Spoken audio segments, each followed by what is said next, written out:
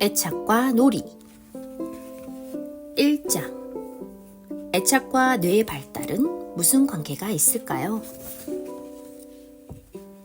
1. 몸이 뇌를 만듭니다. 인간의 뇌는 가장 안쪽에 있는 뇌줄기로부터 중간에 있는 변형계, 바깥쪽에 있는 심피질 순으로 발달합니다.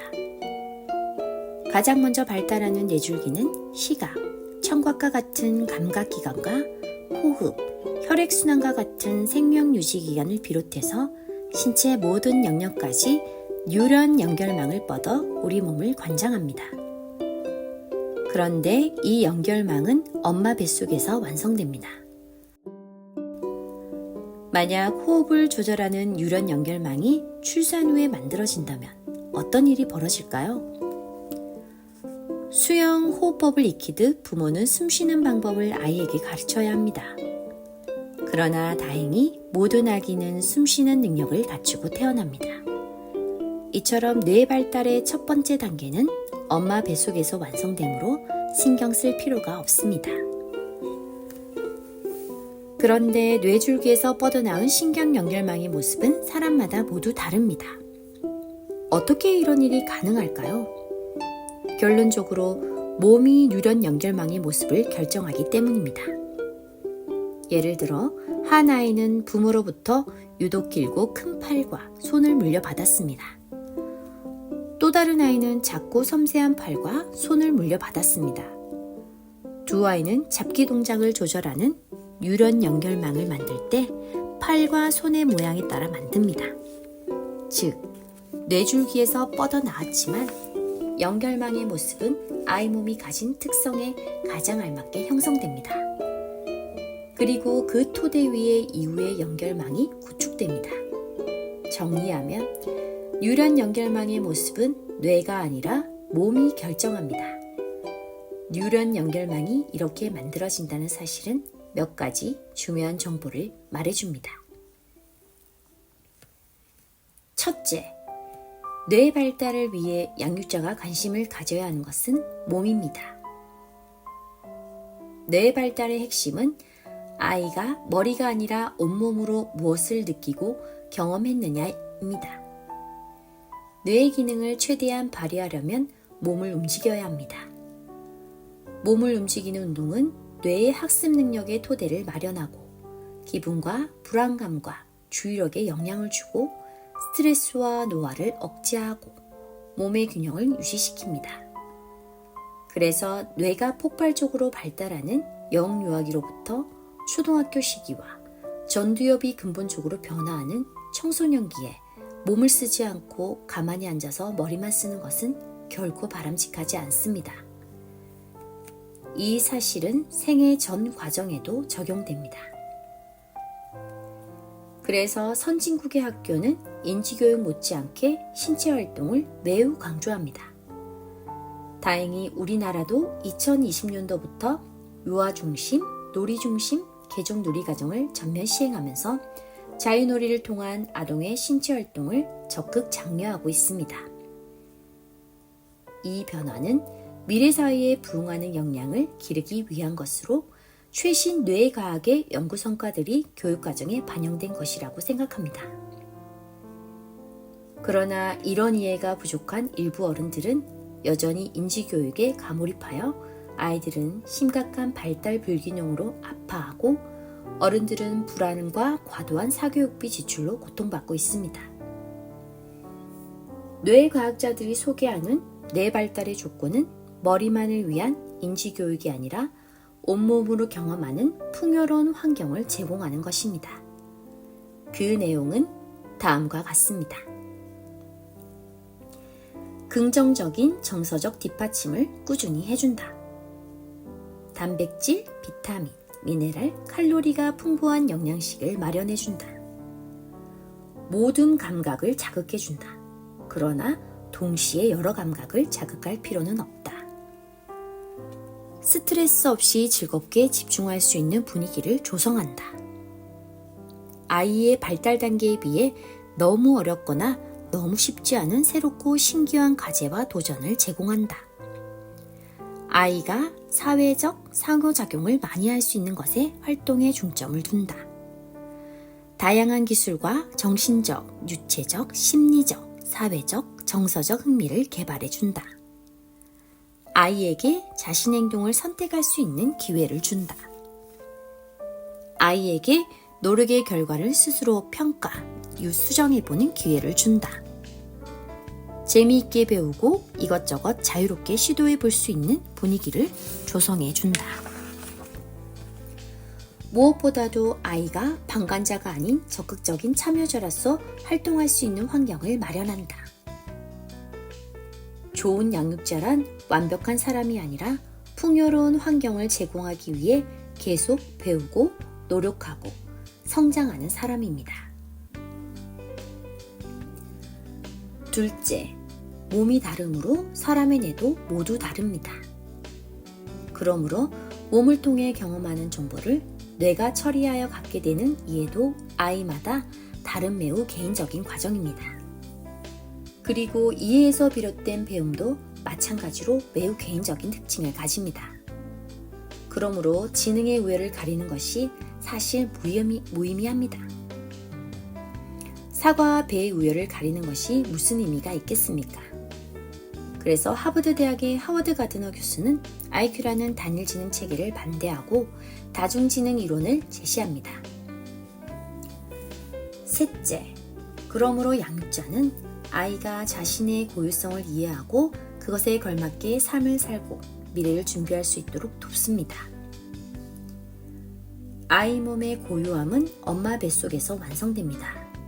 그러므로 아이 뇌의 고유함도 엄마 뱃속에서 완성됩니다. 내가 아무리 아이를 낳았어도 아이 안에 어떤 고유함이 있는지 알 수 없습니다.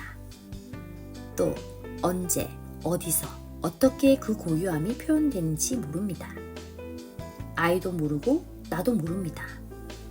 그러므로 지혜로운 양육자는 자기 계획대로 아이를 조작해서 만들지 않습니다.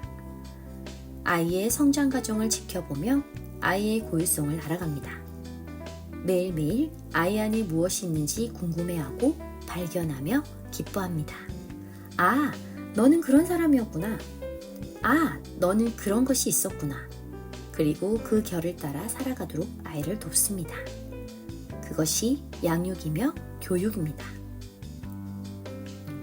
양육의 영어 단어, nurture의 영어는 젖을 준다입니다. 또 교육의 영어 단어, education의 영어는 안에 있는 것을 끄집어낸다입니다. 농부가 식물을 어떻게 키우는지 생각해 보십시오. 농부는 씨앗을 심고 거리를 두어 구덩이를 파서 거름을 묻습니다. 그러면 싹이 나고 스스로 뿌리를 뻗어 양분을 빨아먹으며 잠재된 자신의 모습을 드러냅니다. 뿌리에 거름을 바로 뿌리면 식물은 말라 죽습니다. 부모와 교사의 역할도 마찬가지입니다. 지혜로운 양육자는 자기의 뜻대로 가지를 휘고 잘라 분재를 만들지 않습니다. 또 욕심껏 거름을 주지도 않습니다. 젖을 먹여 힘을 북돋아주고 그 힘으로 아이 스스로 내면의 고유함을 끄집어낼 수 있도록 거리를 두고 지켜봅니다. 그러면 아이는 세상에 하나밖에 없는 유일한 존재가 될 것입니다. 왜냐하면 아이는 이미 세상에 하나밖에 없는 유일하고 고유하고 독창적인 존재로 태어났기 때문입니다. 2. 변형계의 다른 이름은 애착의 뇌입니다.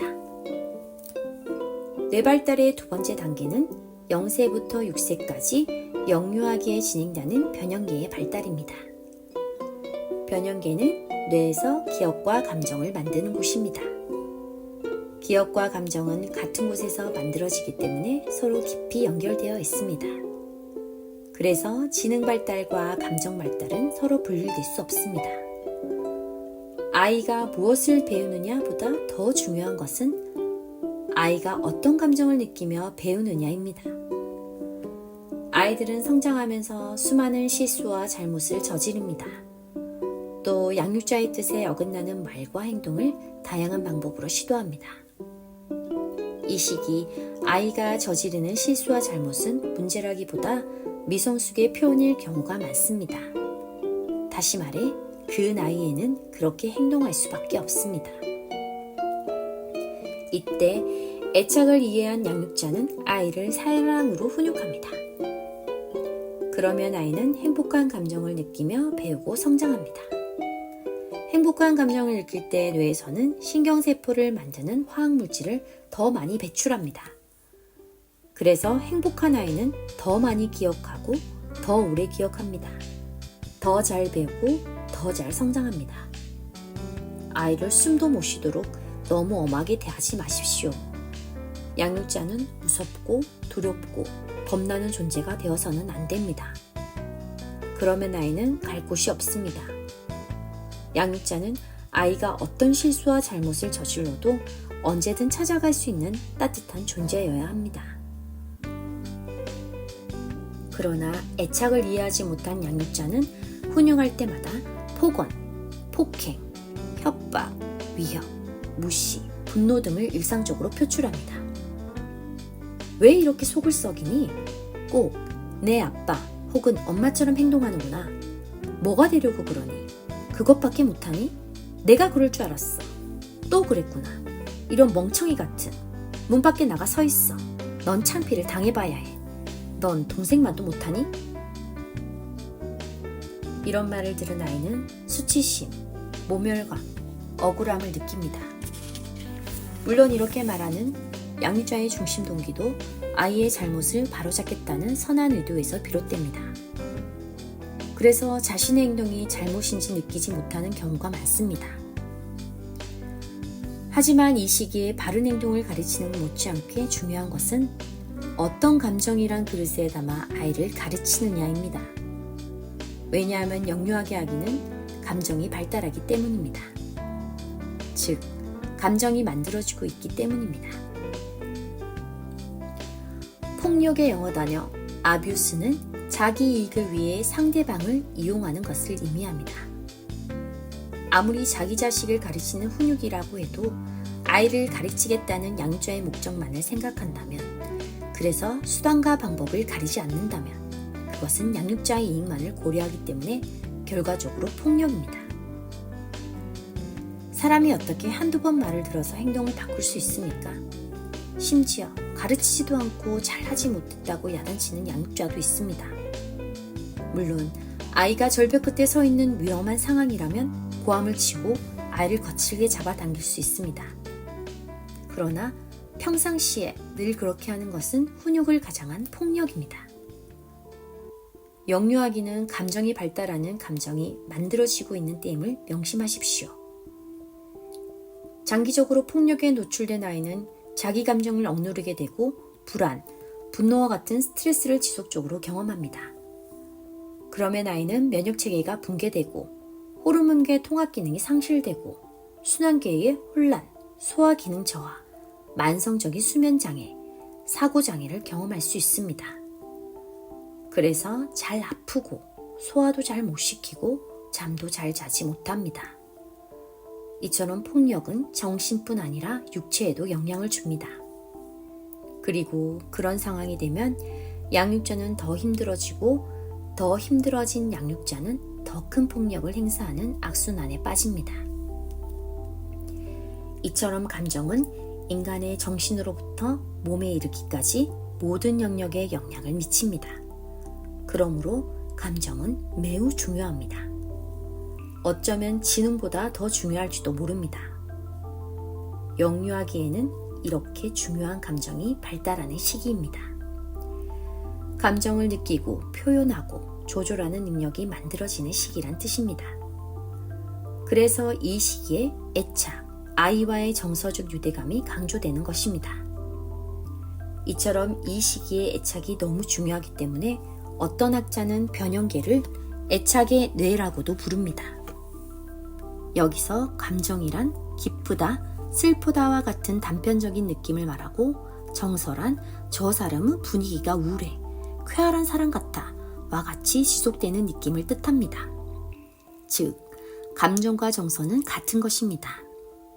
그런데 이 시대 우리 아이들은 어떤 감정을 느끼며 살아갑니까? 양육자는 아이가 표현하는 감정에 어떻게 반응하고 있습니까? 아무리 마음이 급해도 인간의 발달 단계를 바꾸거나 건너뛸 수 없습니다. 그것은 자연이 정한 원칙입니다. 하루빨리 내 아이를 영재로 만들고 싶어서 이 시기에 감정이 아니라 인지 발달에 집중하면 오히려 뇌가 망가집니다. 2007년 OECD의 뇌에 관한 8가지 신화라는 보고서는 3세 무렵에 뇌의 모든 것이 결정된다. 배움에는 결정적 시기가 있다 등의 가설을 잘못된 신화라고 지적한 바 있습니다. 물론 3세가 결정적인 시기는 맞습니다. 다만 학습을 위한 결정적 시기라는 말이 아니라 신뢰나 애착을 만드는 결정적 시기라는 뜻입니다. 그런데 우리는 어떻게 하고 있습니까? 아이의 뇌발달 단계를 이해하고 있습니까? 그 이해를 바탕으로 아이를 양육하고 교육하고 있습니까? 또 많은 사람들이 애착은 3세 이전 아주 어린 아이에게만 중요하다고 생각합니다. 그러나 연구에 의하면 애착은 3세 이후에도 아이가 부모에게서 독립할 때까지 계속 유지되어야 합니다. 아이가 필요로 할 때마다 느낄 수 있어야 합니다.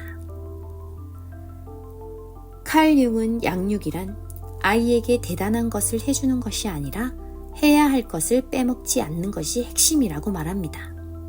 명품을 사주고 멋진 집에 살고 유명 관광지에 가기 위해 밤낮 없이 일하는 것보다 물려받은 중고 옷을 입더라도 동네를 산책하더라도 일상생활에서 더 많이 안아주고 더 많이 눈을 맞추고 더 많은 경험을 공유하는 것이 더 중요합니다.